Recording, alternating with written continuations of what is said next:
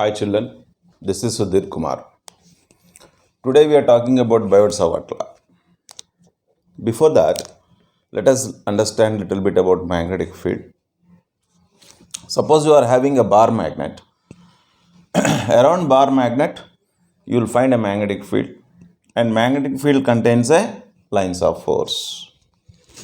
How will we identify a magnetic field? Whether magnetic field is present or not? You cannot see the magnetic field. You cannot see the electric field. You cannot see the gravitational field. They are represented by an imaginary lines. So that is why we represent by lines of force. But practically, how will we detect the magnetic field? So you can bring a magnetic compass. Magnetic compass, I think everybody might have seen.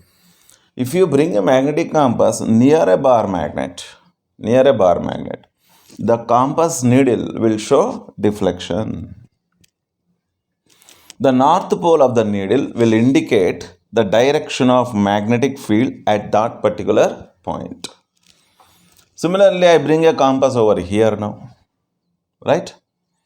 Then the needle will show deflection like this, indicating that there is a magnetic field in this region. The north pole of the needle will indicate a direction of magnetic field at that particular point. So this is how we can identify a magnetic field with the help of a magnetic compass. Generally, you expect a magnetic field around a bar magnet.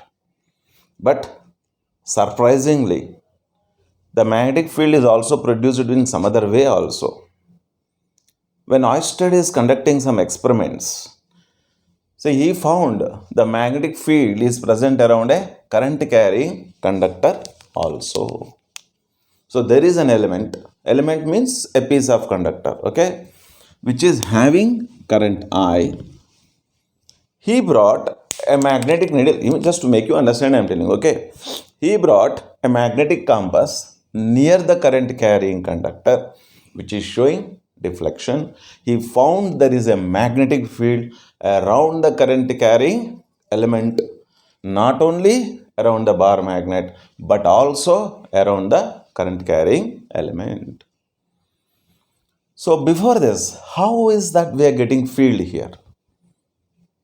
Let us understand. See, a charge at rest. Let us say this charge is at rest. You all know, you studied in electrostatics, charge at rest will produce electric field. Let us say at a distance r, if you want to determine the electric field, the magnitude of electric field, it will be acting away because it is a vector quantity and whose magnitude is given by 1 by 4 pi epsilon naught into q divided by r square will be the magnitude of the field. So it is determined by Coulomb's law. Now let us come to the magnetic field. Forget about this bar magnet now. We are concerned with the current element only. Here the charge is at rest, right? What happens when charge is moving? So he found a moving charge always produces a magnetic field. A moving charge always produces a magnetic field. So a moving charge in a wire will constitute a current. So therefore current will produce a magnetic field. So a moving charge is responsible for producing magnetic field. Charge at rest produces electric field. A moving charge produces magnetic field. And moving charge in a charge moving in a conductor, you know what is a current, and it's a rate of flow of charge. So the charge is flowing in this wire. Positive charge is assumed to be flowing in a direction of current. So therefore rate of flow of charge is called current. So charge is flowing. So moving charge is there. So magnetic field is produced. So a moving charge is producing magnetic field here. Indirectly, the current element is producing magnetic field here. Now let us just discuss about the units. Say for example, you have an electric field here. You will measure the electric field in volt per meter. You said that there is a magnetic field here at this point. And magnetic field is represented by B, the magnetic field induction or intensity of magnetic field. And at this region is represented by B, and it is measured in Tesla. It is also represented by Webers per square meter. The units, both are in SI system only, both are same. So the magnetic field is represented, the intensity of magnetic field is represented by B, and it is measured in Tesla, like electric field measured in volt per meter. So let us take this diagram. I mean to say, this is a current carrying element I am taking here now. So this is a current carrying conductor. This is a plane of paper. A conductor is passed through the paper, let us say. Then on the paper, the magnetic field will be in a concentric circles. These are magnetic lines of force. So the direction of these lines of force, these arrows which I kept, we have followed some rule here. So the direction of the magnetic lines of force around a current carrying conductor is given by Maxwell right hand thumb rule. It is given by Maxwell right hand thumb rule. Imagine this is a current carrying conductor. You are holding a conductor like this. Then these four fingers will give you the direction of the lines of force. Direction of lines of force means direction of magnetic field. So I can make you a little bit more clear regarding this. Let us say this is a current carrying conductor. This is a plane of paper. See, let me show like this. This will be a magnetic field around the current carrying conductor. So it will be in a concentric circles. A right hand thumb rule, I said no, Maxwell's right hand thumb rule. You should hold a conductor in such a manner that the thumb indicates the direction of current. Then this orientation of the four fingers, the curving of the four fingers, okay, will indicate the direction of magnetic field. Now tell me, see, if this is the direction of current, this is in direction, this is curving is taking place. That is in anti-clockwise direction. Magnetic field is present, you can see it. Suppose if the current is going inward, not outward, current is going inward, and change the direction of thumb. Now thumb is showing inward. So now the magnetic field will be showing like this. That is in clockwise direction. Previously it was anti-clockwise. Now it is clockwise. Like that, the direction of lines of force, that is direction of magnetic field, is decided by the Maxwell right hand thumb rule. This diagram and this diagram are same right now. This is a plane of paper. This is a conductor.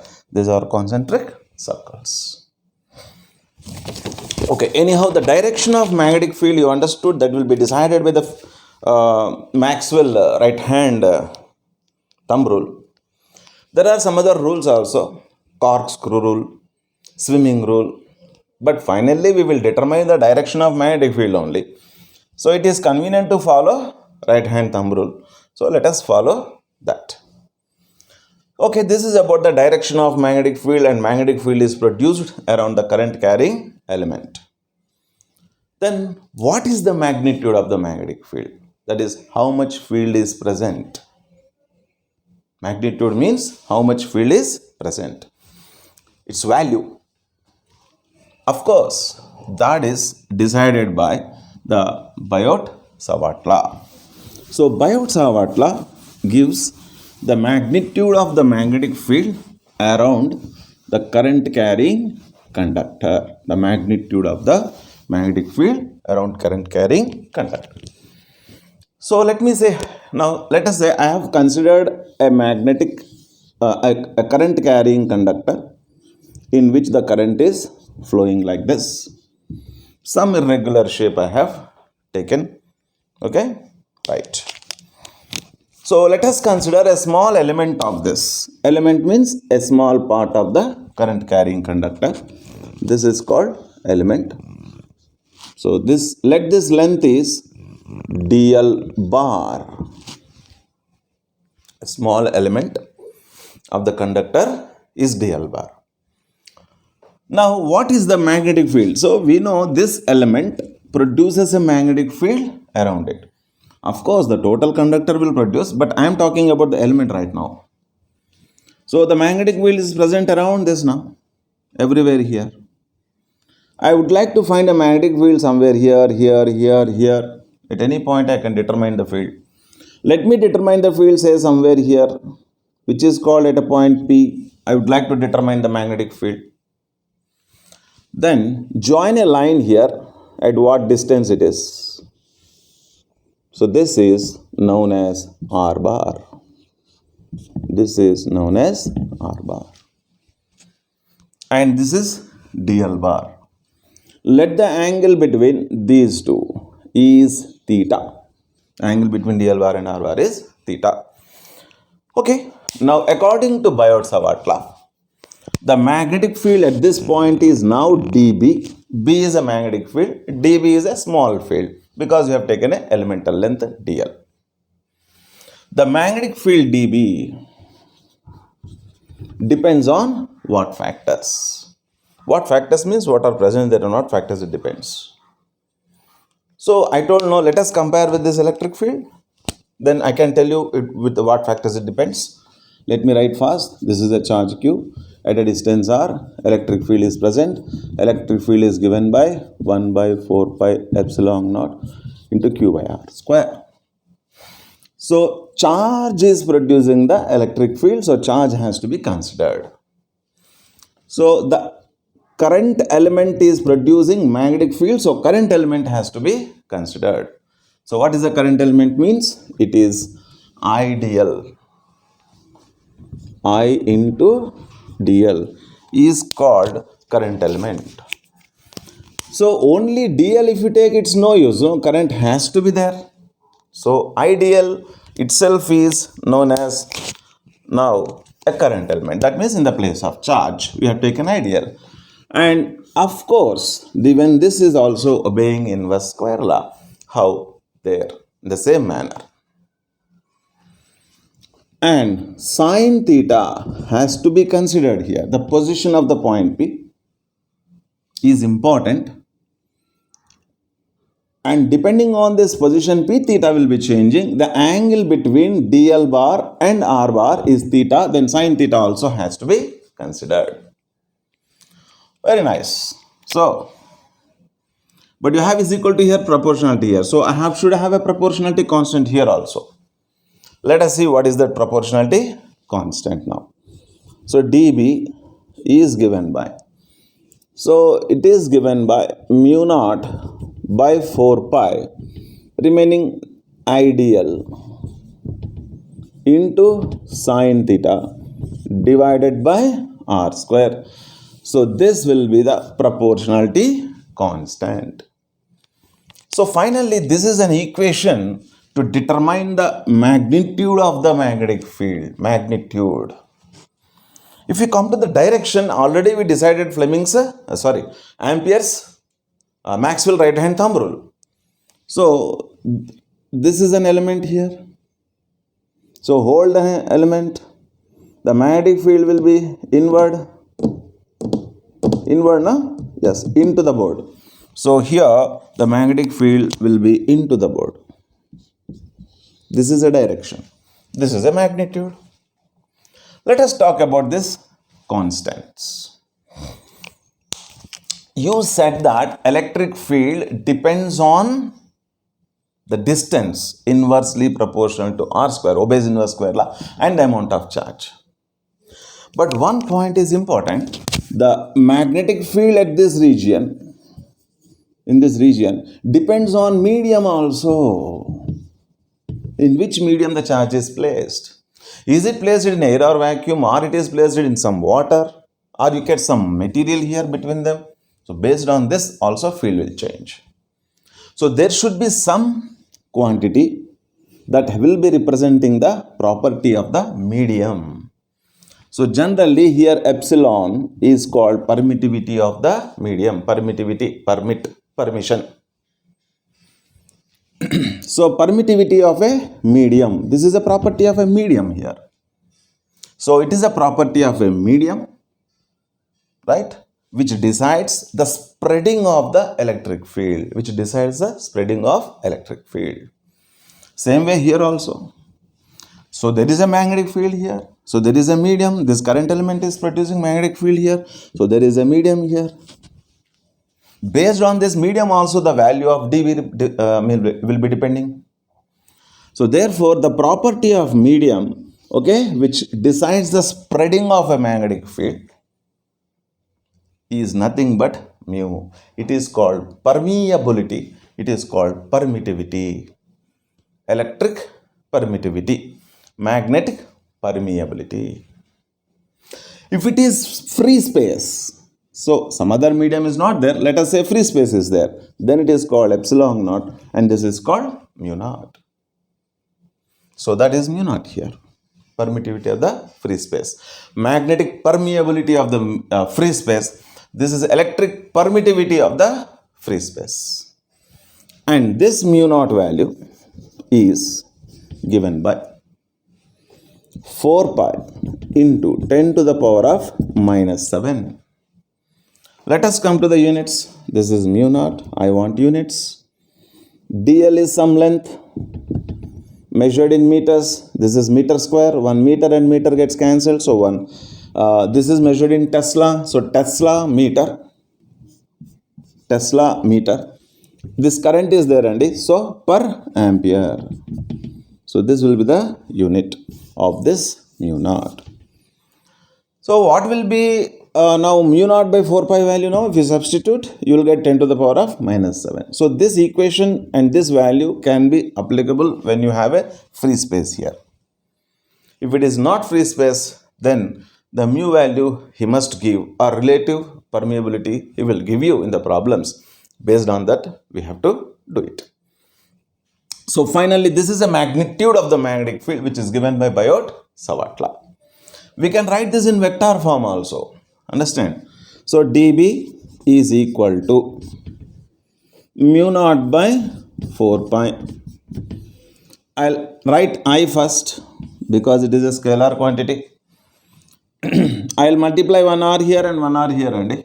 So that I'll get r cube here. Then I'll get dl bar cross r bar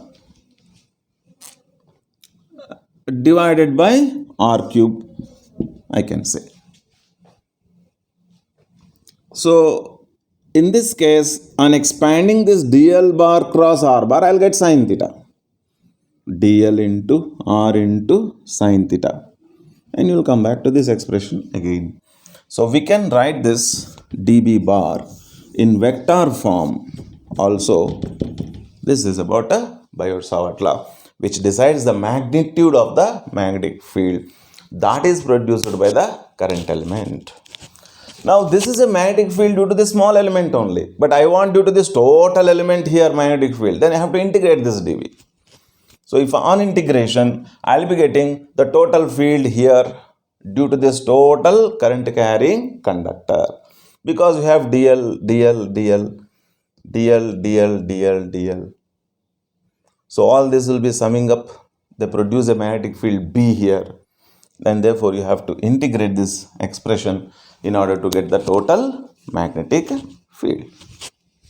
Okay.